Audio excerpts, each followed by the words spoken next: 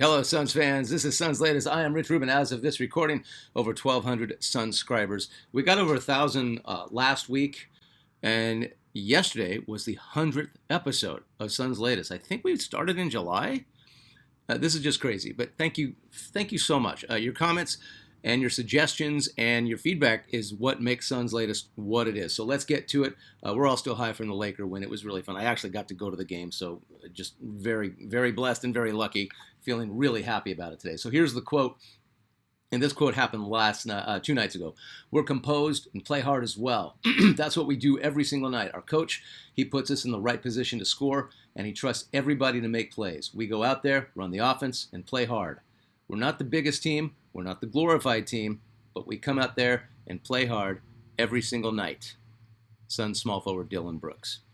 Now think about getting that kind of quote from last year's team. I love this team. I love Dillon Brooks. Watching him absolutely smack talk everybody in the entire Crypto.com arena, really giving it to LeBron, giving it to Coach JJ. He got in everybody's head. And you don't see that happening too much anymore, especially with a seasoned veteran like LeBron James or Austin Reeves. But he took all of them to a point, especially LeBron, just took them out of their game. I don't know what happened. Ryan Dunn was a big part of it. The Suns' defense was a huge part of the Lakers just starting off really hot. I saw Luka had 20 points in the first quarter, and then I look up the scoreboard. We're tied at the end of the first. And I was like, wait a minute, how do we do that? It's a really good sign of very good defense when you don't notice how effective the team is.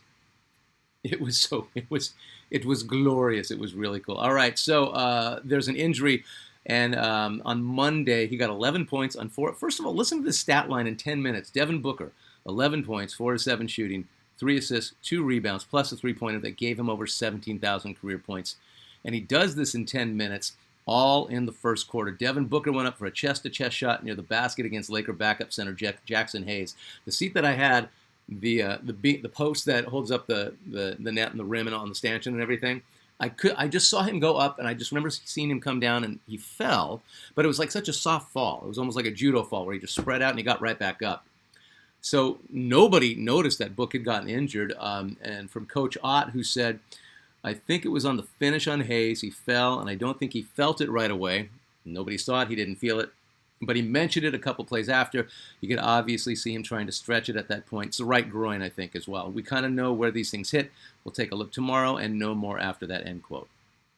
So we're going to get to not just the injury, but what's going on with Booker and why there's some criticism against him and why, for some reason, he's not even mentioned as a possible all-star this year. He's 19th in the league in scoring. He's averaging, 27 points a game. He's barely dropped off. He leads the Suns in assists. He's leading this team. They're the biggest surprise in the league, and there's just no talk about him. And it's just complete weird bias BS. Book came out with a full head of steam. It was clear he planned to go off against the Lakers. He was going to get 40.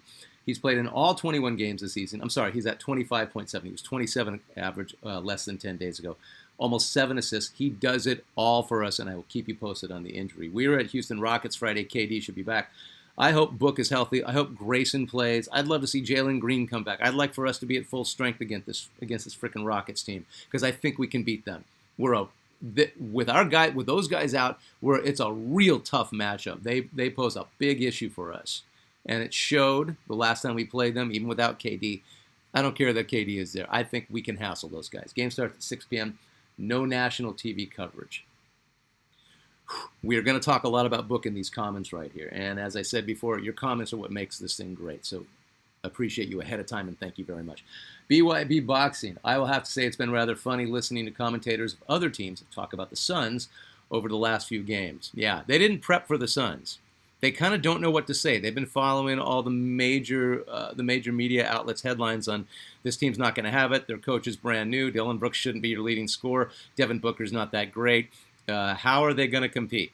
They've been on the same storyline since the summer league about our team, and now they kind of don't know what to say, and then they quietly watch our team run over theirs 13 times this year, and they're like, oh, yeah, interesting. Sorry, back to your comment. I will have to say it's been rather funny listening to commentators of other teams talk about the Suns over the last few games. It hasn't been about just one or two players. It's been about the whole team. The whole team gets in for the most part. People sound funny when their foot's in their mouth, don't they? Lizerator. That is a cool handle. You are a new Suns latest commenter. Hopefully you are a Suns scriber as well. Either way, welcome. Lizerator says, love your content, no hysterics, no F word continually. Thank you. Welcome to Suns latest. I don't think it's a big deal to not say every single foul word possible. In fact, I think it's harder not to. I think it's harder to make your point without using the bombastic words and the trigger words and the words that get people's attention. Why? Because when you use the kind of language, and believe me, I am guilty as anybody. Ask my wife. As guilty as anybody about dropping F-bombs and using it for effect. But I set out to do Suns latest. I wanted to be about the Suns, not about my foul mouth. I wanted it to be about you, the hardcore Suns fans, who want to have back and forth with this and keep it civilized and respectful, even when we completely disagree with each other. I didn't want it to be about anything else. So it was important not to distract from that, not to take away from that. Anything else other than anecdotal stories or just fun stuff or something that might have happened like seeing Eddie Murphy at the game the other night. Other than that, it's about the Suns and you. That's all I wanted to do. So thank you for noticing that, and welcome to Suns Latest. Big Ears 11. I don't remember you commenting before. If you have, I apologize. If not, and this is your first comment, first of all, thank you for commenting. Second of all, this is a really good comment from Big Ears. You saw the first quarter. The Lakers didn't have the personnel to stop Book. Doncic and Reeves couldn't stop him. They couldn't leave Mark Williams open. Booker was going to go for 40 if he didn't get hurt. Yep. Booker hasn't lost anything. He's in his prime now. He's being defended, unlike anyone I've ever seen. Other teams would sandwich him with picks, obvious blocking fouls, but they don't call those for Booker. First game he had any breathing room was Monday night, and he was amazing in the first quarter.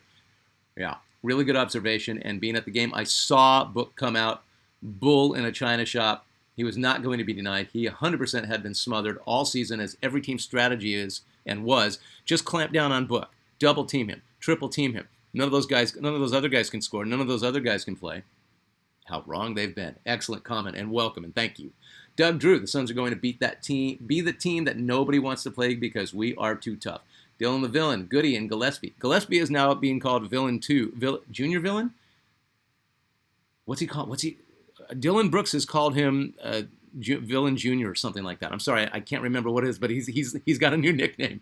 Gillespie were more than the Lakers could deal with. Go Suns. Once again, yes, I was at the game due to the generosity of some really cool friends who have really good seats. You know you're doing something right when Luka gets 20 in the first quarter, and the first quarter is a tie at the end of it. Because I'm watching it, I'm like, Luka's gonna go for 50. We're screwed, and we're tied. Huh? And I'm talking to my buddy Jeff. I'm like, how did that happen? He's like, I didn't catch it either. Then you witness Luka, LeBron, and Austin Reeves not even complaining to the refs, because when you're getting beat and you're a pro, you know you're getting beat. It was really cool to see. B-Dub 406. Hello, sir. There is so much Suns content out there these days, but I appreciate your channel so very much. Thank you. It's one of the best and precise and to the point without a bunch of silly fluff. We don't need fluff here. It's the Suns. That's all we need. Respect. Respect to you. Thank you very much. I've been a diehard Suns fan the majority of my life and seen a lot of teams. The 2010 team was one of the best, most complete, and phenomenal teams, but this current roster is connected in a special way and different way, and this is exciting and fun to watch again. Truly appreciate your perspectives and love the show. I truly hope to see a championship in our lifetimes. Purple Gang, absolutely. I really appreciate the love and that you like what's going on at Suns Latest, but you and every one of the comments are what make it so fun. You commenting opens up a whole new a bunch of thoughts about the team, the fans, what we have to look forward to. So thank you. And I love that 2010 team. I've talked about it. I always remember I called it the Lou Amundsen team because he was such a badass for us that year. Everybody had thought like the league had passed by the Nash-led Suns, but it was our year. We still had Nash, at least for a little bit. Kobe and Powell and Artest got lucky. God, that was a good year. We were so close to getting to the finals that year. Really good comment. Thank you very much. Shrek Zodi 5171. I think we got a lot of new commenters today. This is really cool. Shrek Zodi says, maybe this is a blessing in disguise. Booker needed a reset to get out of his funk. A little change of routine might just be the answer. Get healthy soon. This past month was a brutal schedule. You guys did well. Should be inspired with what was accomplished and with basically a brand new team in such a short time. Build on this and become one organism of pack dogs. Let's go. Interesting. Thanks for the comment. I get what you're saying, although I never want an injury to be the reason for a reset. Remember, Book played all 21 games so far. I think he's the only Sun who's played all 21 games. And he's one of the oldest guys on the team at 29. Everyone around him has missed at least one game. No Jalen Green except for one game. 2 weeks and change with Grayson Allen. Mark Williams is on load management. So, yeah, not only has Book been our workhorse, but he's been double and sometimes triple teamed. The philosophy is, if you stop Book, you stop the Suns. Again, how wrong everybody else has been. We are still way ahead of schedule with Book leading the way. Anyone who says Book isn't a superstar needs to put down the glue.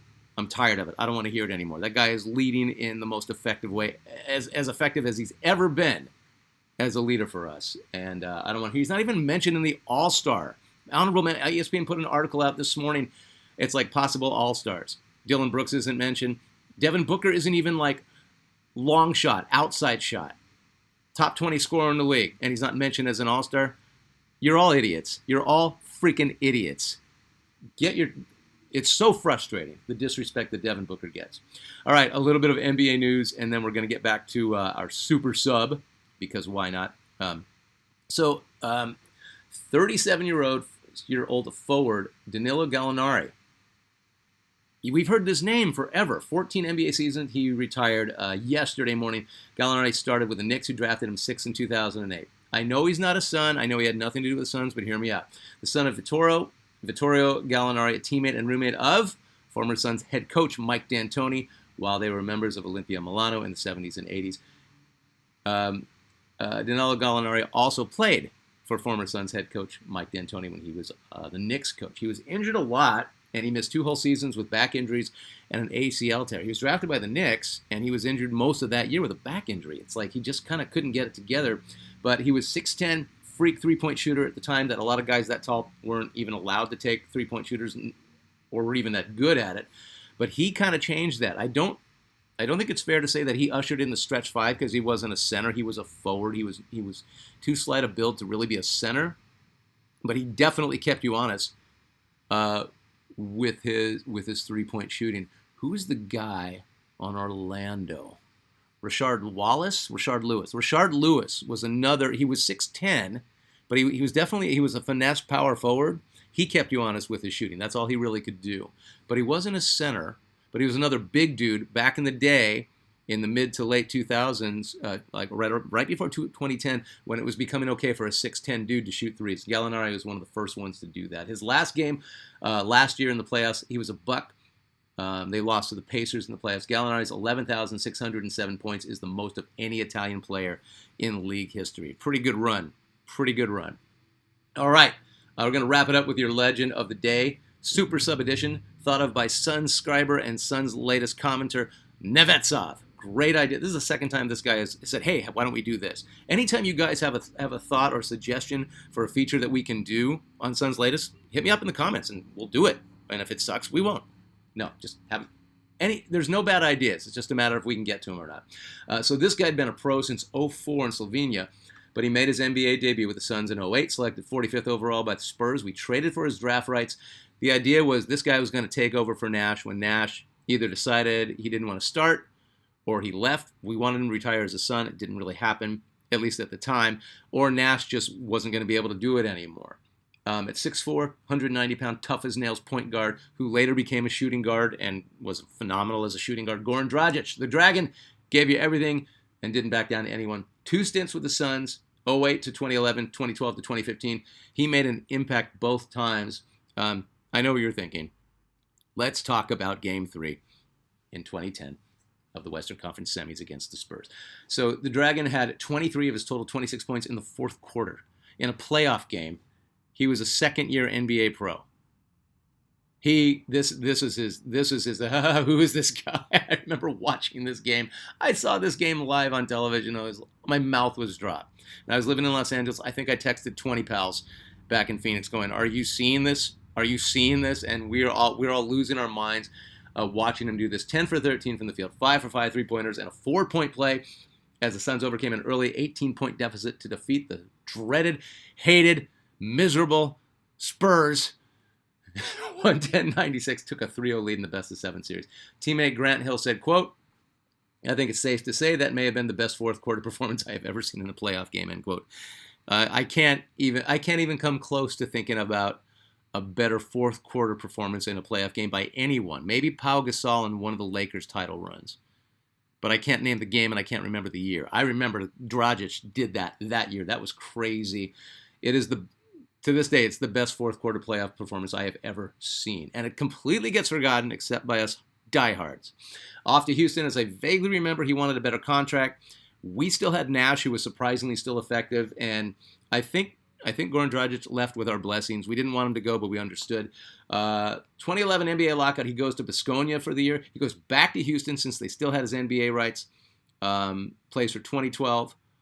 And then his return to us. He plays for a little bit in 2012. 2013, he returns to us as Nash had left. No longer super sub, Dragic moves to the shooting guard position.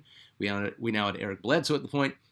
And what did he do? I don't know. He just got better. 2014, he averages over 20 points per game, shooting 50% from the field, over 40% on threes, over 5 assists per game. You know who else did that? His current coach at the time, Jeff Hornacek. Oh, and Larry Bird and LeBron James. He won the NBA's Most Improved Player Award in 2013. He didn't make the All-Star team, but he did make All-NBA third team. It happens every now and then. Like you get somebody, who was it? It was Sean Marion, who was second in all Defensive Player of the Year voting and didn't make All NBA Defense. Didn't make one of the 2 teams. This happens every now and then, and it shows you that people are not thinking about stuff, or maybe they just hate the Suns. Kind of get that vibe, don't we? Anyway, he makes third team All-NBA, and I'll take All-NBA over All-Star any day of the week. A coach selects you to the All-Star game. Fans vote you to start the All-Star game. But at the end of the season, who did best? That guy. Top 15 player in the league, Goran Dragic. He was absolutely an incredible player for us in 2014. His younger brother, Zoran, briefly played for us and the Heat. The Dragon retires in 2023, 19 years as a pro, including his time in Slovenia, 15 years in the NBA. He gave you everything he had. He played with a controlled chip on his shoulder. He took no crap from anybody. He didn't back down from anybody. And he made you pay if you pissed him off. He was snubbed as an All-Star more than a few times, but make no mistake, Dragon kicked a lot of ass in his 19 years as a pro. He finally became an All-Star, I think in 2017, when he was on the Miami Heat. He was really good for them, too. I miss the Dragon would fit so well on this team today, right? Oh, God. Can you imagine Goran Dragic in his prime, starting with Devin Booker right now? Ugh, be crazy. The Dragon, Goran Dragic, is your Suns Legend of the Day Super Sub edition, thought of by Suns' latest commenter and Sunscriber, Nevetsa. Remember, when you sign up for Suns' latest, you are a Sunscriber. You are no longer a sub. It's just a better place to be. Suns at Rockets on Friday. Go Suns.